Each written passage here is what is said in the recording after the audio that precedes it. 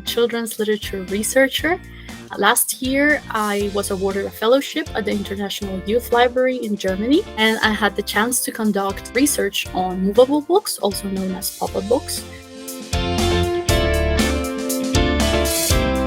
So there are multiple commercial terms to refer to this format: pop-up books, movable books, mechanical books, toy books, interactive books. In my research, I use the term movable books as an umbrella term that encompasses a very wide range of books, but that all characterized by containing movable parts or that can be manipulated by the reader, and that they use different techniques such as paper cut techniques or paper engineering to include three-dimensional or two-dimensional devices such as wheels or flaps or pull tabs. And the distinction I made with the term pop-up, I use pop-up to refer to a folded paper illustration that rises from a flat surface, so the reader doesn't have to activate anything. While I was conducting the research, I started to become interested in the reading practices around these books. The most prominent paradigm about reading defines reading as a very mental and cognitive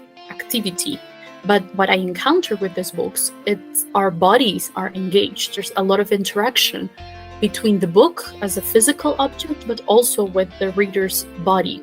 For instance, when you display a carousel book, you can either read it as a normal book, or you can just hang it as a mobile device. You can walk around it, you can just rotate it. So there are a lot of ways in which our bodies are engaged. So I do think the experience of reading these books are different than reading a novel, for instance. By Maurice Sendak is about a little boy searching for his mom. He enters this very old, creepy, kind of like haunted house, and with each turn of the page, the boy explores a different room of the house, and he's asking for his mommy, but he encounters a monster, Dracula or Frankenstein or a different type of monster, and then the reader has to activate these movable elements. First of all, discover them to see his reaction to the monsters.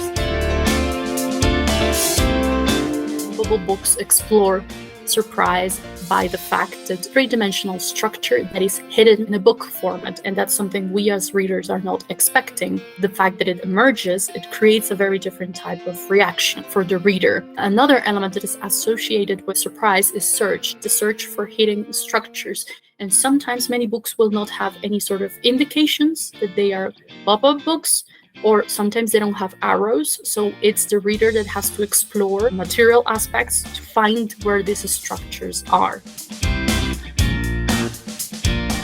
Haunted House, that is also one of my favorite books. We have the structure of a haunted house, and there are a lot of things going on. When you pull a tab, then you're going to see, for instance, the eyes of the picture move from side to side to create this sort of like haunted place.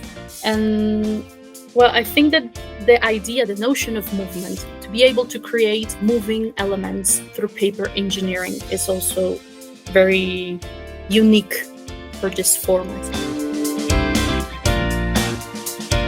My hat. And here we have the story of a boy that is drawing a hat, and then the hat flies away and the hat is grabbed by a monkey. So the little boy chases the hat around different scenarios, and he's trying to find the monkey who's wearing the hat.